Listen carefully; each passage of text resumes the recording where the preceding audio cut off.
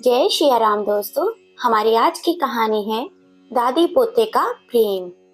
आज पूरा घर रंग बिरंगे फूलों से सजा हुआ था। पूरे घर में महकती पकवानों की खुशबू अंधी माँ की भूख और भी ज्यादा बढ़ा रही थी। हजारों लोगों को खाना खिलाने वाले बेटे बहू के पास अपनी अंधी माँ को खिलाने के लिए एक रोटी भी नहीं थी। अभी कुछ समय पहले की ही बात है। दोनों आंखों से अंधी एक माँ ने अपने बेटे से पूछा, आज क्या बनाया है बेटा बहू ने? गाजर आलू की सब्जी बनाई है तेरी बहू ने। बेटे ने तिड़क कर जवाब दिया। माँ ने कहा, बेटा तू तो जानता है अब मेरे दांत नहीं रहे। मुझसे सूखी सब्जी से रोटी नहीं खाई जाती। थोड़ा सा दही या पतली सब्जी दे देता तो मैं अच्छे से खा लेती। तभी कानों को चीरती हुई एक तेज आवाज बूढ़ी माँ के कानों में पड़ी। ए बुढ़िया, खाना है तो खा ले, नहीं तो रहने दे। बहू ने भी रसोई से चिल्लाकर कहा। अंधी को भाग लग रहे हैं, जो मिल रहा है उसी पे सब्र और शुक्र कर। बेटे ने खाने की थाली माँ के सामने पटकते हुए कहा। माँ ने अपने हाथों से थाली को पकड़ा और फिर रोटी और सब्जी को छू कर देखा तो माँ का दिल महसूस कर रह गया। मायूस होकर फिर कहा, अच्छा बेटा, एक गिलास पानी तो ला दे। बेटे ने पानी लाकर माँ के सामने रख दिया। अंधी माँ ने रोटी उठाई और अपनी रोटी के टुकड़े तोड़ तोड़ कर पानी में भिगोने लगी और उन्हें मुलायम करके खाने लगी। और इस तरह एक माँ ने अपने पेट की भूख को पानी में भीगी हुई रोटी के साथ शांत किया। ममता जी की एक आंख में बहुत साल पहले चोट लग गई थी। इलाज भी बहुत करवाया पर कोई फायदा नहीं हुआ। धीरे धीरे उस एक आंख से दिखना ही बंद हो गया। वो एक आंख से ही देख पाती थी, पर 2-3 साल से दूसरी आंख में भी परेशानी हो गई थी और इस आंख से भी दिखना बंद हो गया था। डॉक्टरों को दिखाया तो उसने कहा, यह आंख बहुत ज्यादा कमजोर हो गई है और इस आंख की नसें भी कमजोर हो चुकी हैं। धीरे धीरे इस आंख से भी दिखना बंद हो गया। दोनों आंखों में काले साए ने जन्म ले लिया था, जो मरने का नाम ही नहीं लेता था।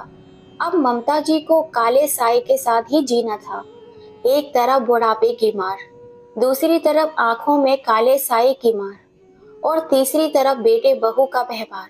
एक अकेली बूढ़ी औरत के लिए इससे ज्यादा दुख और जिल्लत की और क्या बात हो सकती थी। जिंदगी उसके ऊपर और क्या क्या सितम ढाएगी। ममता जी को अपने कानों में अपने पति किशोर जी के शब्द गूंजते हैं। ममता, मेरी प्यारी ममता, मेरी सुंदर सुंदर आंखों वाली ममता। और तभी ममता जी अपने अतीत में खो जाती हैं। किशोर जी 2 भाई थे। उनके बड़े भाई का नाम सुभाष था। दोनों भाइयों की एक फैक्ट्री थी। ममता जी किशोर जी के बड़े भाई सुभाष की साली थी। ममता जी बड़ी बड़ी आंखों वाली, सुंदर, कटीले नैन, काले घने लंबे बाल, गुलाबी टमाटर जैसे गाल, दूध के जैसा चमकता हुआ गोरा रंग वाली लड़की थी। जो भी उन्हें देखता बस देखता ही रह जाता था। ममता जी सुंदर होने के साथ साथ बहुत ही विनम्र और सुशील भी थी। किशोर जी ने ममता जी को अपने बड़े भाई की शादी में ही पसंद कर लिया था। किशोर जी और ममता जी एक ही स्कूल में पढ़ते थे। किशोर जी 12वीं कक्षा के छात्र थे और ममता जी 11वीं छात्रा की। किशोर जी ममता जी को रोज छुप छुप कर देखते थे। एक दिन किशोर जी ने अपने प्यार का इजहार किया तो ममता जी ने साफ इनकार कर दिया और धीरे धीरे वक्त बीतता गया। स्कूल के दिन भी खत्म हो गए तो किशोर जी ने अपने माता पिता और अपने भाभी को ममता जी के घर रिश्ता लेकर भेजा तो ममता जी के माता पिता ने भी हाँ कर दी और दोनों की धूमधाम से शादी हो गई। ममता जी और किशोर जी एक दूसरे को बहुत ज्यादा प्रेम करते थे। किशोर जी ममता जी को हमेशा बोलते रहते, ममता, मेरी प्यारी ममता, मेरी सुंदर सुंदर आंखों वाली ममता। ममता जी ने जब अपने बेटे गौरव को जन्म दिया तो किशोर जी बोले, धत तेरे की, मुझे तो बेटी की चाहत थी और आ गया बेटा। तो ममता जी ने कहा, मुझे तो मेरा राजा बेटा ही चाहिए था, मेरा राजकुमार, मेरे कलेजे का टुकड़ा। हाँ हाँ भाग्यवान, तुम्हें बेटा चाहिए और मुझे बेटे की माँ चाहिए। किशोर जी ने इतराते हुए कहा तो ममता जी शर्मा गई। इस तरह प्यार भरे लम्हों में दिन गुजर रहे थे। एक दिन ऐसा आया जब अचानक से किशोर जी के सीने में तेज दर्द उठा और कुछ कहने सुनने से पहले ही वे किशोर जी, ममता जी और अपने बेटे को छोड़कर चल बसे। ममता जी के ऊपर दुखों का पहाड़ टूट पड़ा। हंसती खेलती उनकी प्यारी दुनिया पल भर में ही बिखर गई थी। अभी तो उन्होंने अपने जीवन की शुरुआत की थी, जीवन साथी के साथ जीना शुरू ही किया था। अभी तो उनके नए जीवन की शुरुआत हुई थी और अभी से उनके जीवन साथी का साथ उनके हाथों से छूट गया था। किशोर जी की याद में दिन रात तड़पती थी और आंसू बहाती। उनके टूटे हुए दिल को किसी भी तरह करार नहीं आता था। उनके दिल में हर समय एक ही टीस उठती रहती, जो किसी भी तरह खत्म नहीं होती थी। वह दिन रात बस रोती ही रहती। गौरव अभी 5 वर्ष का ही था। ममता जी के माता पिता और किशोर जी के माता पिता भी अब इस दुनिया को छोड़कर जा चुके थे। ममता जी का एक बड़ा भाई था जिसकी माली हालत ठीक नहीं थी। किशोर जी के मरने के बाद उसके जीजा सुभाष और बड़ी बहन कुंती की ममता के जो जेठ जेठानी भी लगते थे, उनका रवैया अब पूरी तरह से बदल चुका था। सुभाष और किशोर जी की एक पर्स बनाने की फैक्ट्री थी। किशोर जी बाहर का काम देखते थे, मार्केट में सैंपल लेकर जाते थे, पर्स के ऑर्डर लेकर आते थे और माल सप्लाई करते थे, जबकि सुभाष जी फैक्ट्री के अंदर पेपर वर्क देखते थे। सुभाष फैक्ट्री के अंदर ही रहता था। सुभाष फैक्ट्री के बाहर का काम नहीं करता था। किशोर जी के देहांत के बाद कुंती और सुभाष सब कुछ अपने कब्जे में कर लेते हैं। दो रिश्ते होने के बावजूद भी वह ममता को प्रॉपर्टी में से कुछ नहीं देते और वे दोनों धोखे से घर पर भी कब्जा कर लेते हैं और घर के बने पीछे सर्वेंट क्वार्टर में ममता जी को रहने के लिए दे देते हैं। कुंती को भी अपनी बहन पर तरस नहीं आता। वह भी पैसे के लालच में अपनी बहन के साथ धोखा करती है और अपने पति के साथ मिल जाती है। अब ममता जी अपने 5 वर्ष के बेटे के साथ तन्हा रह गई थी। ममता जी को अंदर ही अंदर गम खाए जाता था। वह रोज अपने मन में किशोर जी से ढेर सारी बातें किया करती थी। किशोर जी, आप मुझे अकेला छोड़कर क्यों चले गए? मैं इस बच्चे की परवरिश अब कैसे करूंगी? हमारे अपनों ने ही हमें धोखा दे दिया। आपके जाते ही सब कुछ खत्म हो गया। एक तो पति के जाने का गम और ऊपर से बहन और जीजा के धोखे के ममता जी को निढाल कर दिया था। ममता जी कई दिनों तक किसी सदमे में रही, लेकिन जब वह अपने बच्चे को देखती तो उसे बहुत रोना आता। अगर उनका बेटा उनके पास नहीं होता तो वह अब तक मर गई होती, लेकिन अपने बेटे के लिए वह जिंदा रहती। धीरे धीरे ममता जी अपने आप को संभालती है और आसपास के घरों से कपड़े लाकर सीने का काम शुरू कर देती हैं। कुछ बच्चों को ट्यूशन पढ़ाना भी शुरू कर देती है। ममता जी सिलाई कर करके और बच्चों को ट्यूशन पढ़ाकर अपना खर्चा उठाना शुरू कर देती हैं।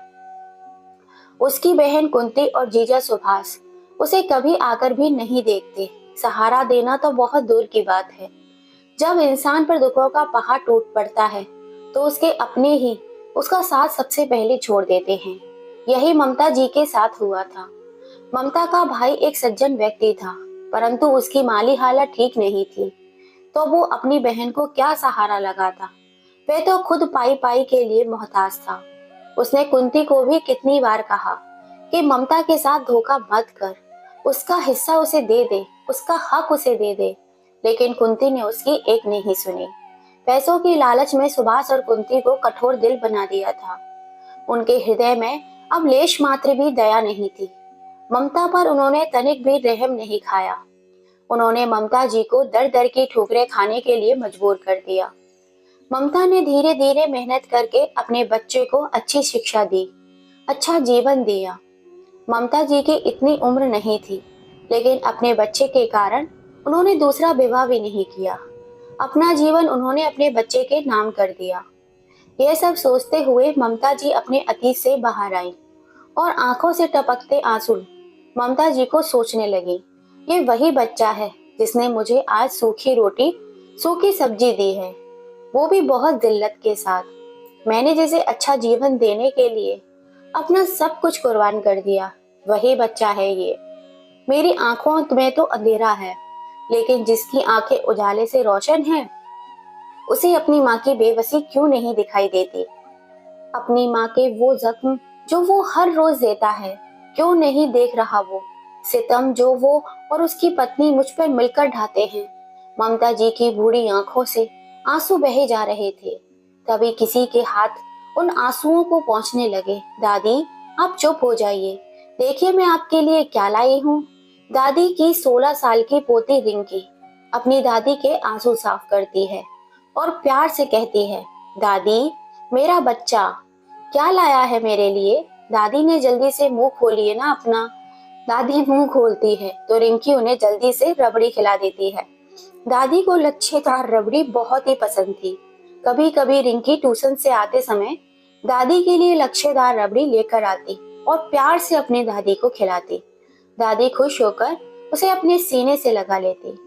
ममता जी ने गौरव को अच्छे संस्कार दिए, अच्छी परवरिश दी, लेकिन उससे ममता जी को ऐसी उम्मीद नहीं थी। लेकिन ममता जी की पोती रिंकी अपनी दादी को बहुत चाहती थी।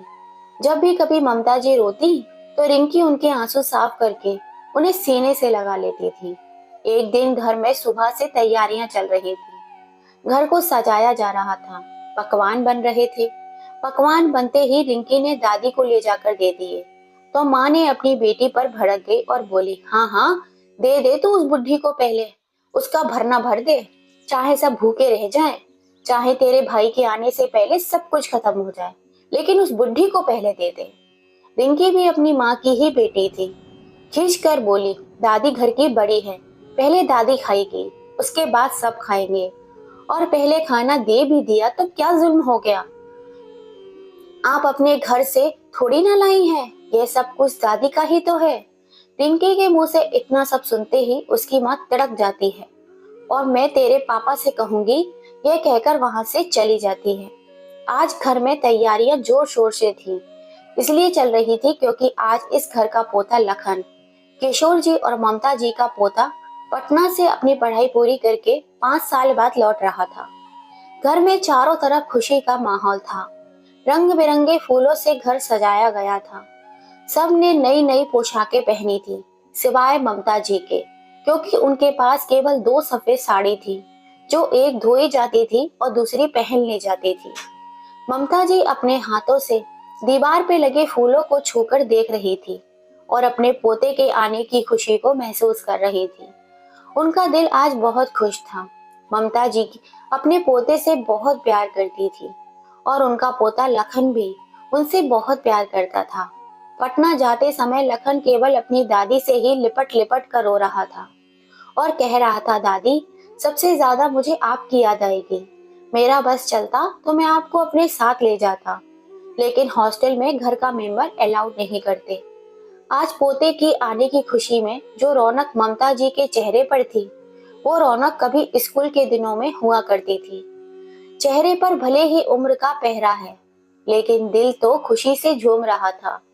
भले ही चेहरे पर झुर्रियां हैं, लेकिन झुर्रियों के पीछे जो खुशी थी, उसको ममता जी महसूस कर सकती थी। घर के सभी लोग जल्दी जल्दी लखन को लेने एयरपोर्ट चले जाते हैं, सिवाय दादी के। दादी को घर पर ही छोड़ जाते हैं। जैसे ही लखन एयरपोर्ट पर आता है, उसके चेहरे की खुशी झूम उठती है। लखन घर वालों के पास आता है, इधर उधर देखने लगता है। बेटा, क्या देख रहे हो तुम? गौरव अपने बेटे से पूछता है, पापा, दादी कहाँ है? दादी को कहाँ छोड़ा है? बेटा, उनकी तबीयत कुछ ठीक नहीं थी, इसलिए वो घर पर ही है। लखन की माँ ने मुंह बनाते हुए कहा। क्या हुआ है दादी को? लखन ने चौंक कर पूछा तो रिंकी कहती है, भाई, दादी को कुछ नहीं हुआ है। तो उसकी माँ उसे चुटकी काट लेती है और रिंकी को आगे बोलने से पहले ही रोक देती है। लखन जल्दी से जल्दी गाड़ी में बैठता है और बाकी सब भी गाड़ी में बैठ जाते हैं और घर की तरफ चल देते हैं। लखन अपनी दादी से मिलने के लिए बहुत ज्यादा उत्साहित था। जैसे ही गाड़ी के बाहर रुकती है, लखन दौड़कर घर में घुसता है। उसे दादी कहीं दिखाई नहीं देती तो चिल्लाता है, दादी, दादी, और एक कमरे से दूसरे कमरे में जाता है। किसी भी कमरे में उसे दादी नहीं मिलती। तब वह कोठरी खोलता है तो उसमें दादी बैठी हुई होती है, जो कि उनका ही कमरा था। उफ दादी, आप यहाँ बैठी हो। लखन बहुत उत्साहित था। तुरंत दौड़ के दादी को गले लगा लेता है। आ गया मेरा बच्चा, मेरा चंदा बाबू। हाँ दादी, मैं आ गया। लखन अपनी दादी माँ से कहता है, दादी, मैंने सबसे ज्यादा आपको मिस किया। मुझे आपकी बहुत सारी बातें याद आती थी जो आपने मुझे सिखाई थी। जब भी मुझे कोई परेशानी आती तो मैं आंखें बंद करता और आपको अपने सामने पाता था। अरे हाँ दादी, आंखों से याद आया, रुकिए। लखन दौड़ कर जाता और अपना बैग लेकर आता। दादी, आपको मुंशी प्रेमचंद की किताब पढ़ने का बहुत शौक है ना? मैं आपके लिए लेकर आया हूँ। अब आप इसे दिन रात पढ़ना। लखन जैसे ही किताब खोलकर दादी के सामने रखता तो उस पर दादी के आंसू गिरने लगते। दादी हाथ से छूकर किताबें देखती है। लखन दादी के सामने अपना हाथ हिलाता है, लेकिन दादी को उसका हाथ नजर नहीं आता। लखन चौंक कर खड़ा हो जाता है और धीरे धीरे साइड में चलता है, तो दादी बस सामने ही देखे जा रही थी, लखन को नहीं देख रही थी। तो लखन दादी से लिपट जाता है और बहुत रोता है। दादी, यह सब कैसे हो गया? मुझे पता भी नहीं, इतना सब कुछ हो गया। मुझे किसी ने बताया क्यों नहीं? भाई, जब भी मेरी तुमसे बात होती थी, तुम दादी के बारे में पूछते थे तो मैं बताना चाहती थी, लेकिन मम्मी रोक देती थी। बोलती थी उसे बताने की क्या जरूरत है, खामा उसे परेशानी होगी, उससे पढ़ाई भी नहीं होगी और इतना जरूरी भी नहीं अंधी बुद्धि की बात करना लखन से। मैं सिर्फ इसलिए नहीं बताती थी कि आप वहां खुद को रोक नहीं पाओगे। मेरी बहन एक बार तो बोला होता, अच्छा सब लोग बाहर जाओ, मुझे दादी के पास रहना है। लखन सबको कोठरी से भेज देता है। उसके माँ बाप खाने को कहते हैं, लेकिन लखन मना कर देता है। फिर वहां से सब चले जाते हैं। दादी पोते की बहुत सारी बातें होती हैं। लखन बहुत रोता है। दादी उसके चेहरे को पकड़कर उसे छूती है। वही आंखें, वही नाक, वही होठ। दादी लखन के चेहरे पर हाथ फेरती है और बोलती है, बिल्कुल अपने दादा पर गया है। मेरा प्यारा बच्चा पठान जवान हो गया है। दादी, ये सब आपकी दुआएं हैं। लखन अपनी दादी को मुंशी प्रेमचंद्र जी की कहानी सुनाता है। दादी बहुत खुश होती है और दादी पोता किसी बात पर हंसते हैं। फिर दादी लखन को अपने हाथों से खाना खिलाती है और लखन अपनी दादी के पास ही सो जाता है। उधर लखन के माता पिता बहुत गुस्से में थे, उस पर भड़क रहे थे अपने बेटे का बर्ताव देखकर, लेकिन लखन को उनकी कोई परवाह नहीं थी। लखन दादी के लिए कपड़े, घड़ी, नेकलेस और बहुत सी चीजें लेकर आया था और रिंकी को दादी को नहला धुलाकर तैयार करने के लिए बोलता है और दौड़ा दौड़ा बाहर चला जाता है। फिर जब वापस आता है तो देखता है घर में बवंडर मचा हुआ है। लखन के माता पिता लखन की दादी को भला बुरा कह रहे थे। लखन कुछ नहीं बोलता और अपना सामान उठाता है और दादी को लेकर बाहर चला जाता है।